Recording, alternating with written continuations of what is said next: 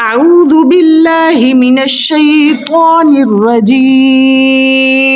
Ayat number 199 with tarjuma and translation in Urdu.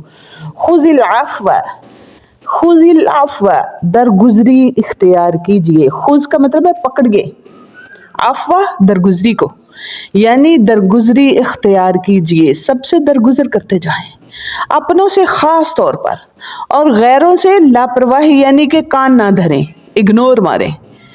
آپ کے معاملات میں آسانی رہے گی. اپنوں سے درگزری کریں اور جاہلوں سے، اور جو اس بارے میں صرف بحث کرنا چاہتے ہیں، ہدایت نہیں چاہتے، ان سے کیا کریں؟ اگنور کریں، انسنی کر دیں، ان کو ان کے حال پہ چھوڑ دیں. ان کی باتوں کا مواخذہ نہ لیا کریں. مواخذہ کرنے والی ذات اللہ بیٹھی ہے، وہ خود کر لے گی، کیونکہ وہ خود کی اصلاح نہیں چاہتے.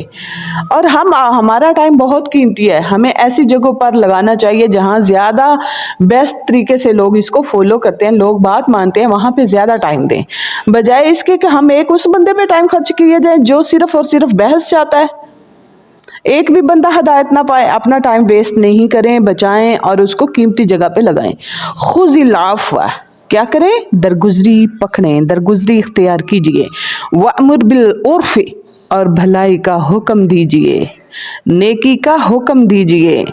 وَعَرِضْ عَنِ الْجَاهِلِينَ اور کنارہ کشی کیجئے جاہلوں سے، یعنی جاہلوں کو اگنور کیجئے، ان کی بات نہ سنیے اور نہ ہی ان کے پیچھے پھرتے دوڑ لگاتے پھریں، بلکہ اسے اس قیمتی وقت کو قیمتی جگہ پر لگائیں. حالانکہ یہ عفو درگزر کرنا بہت مشکل کام ہے.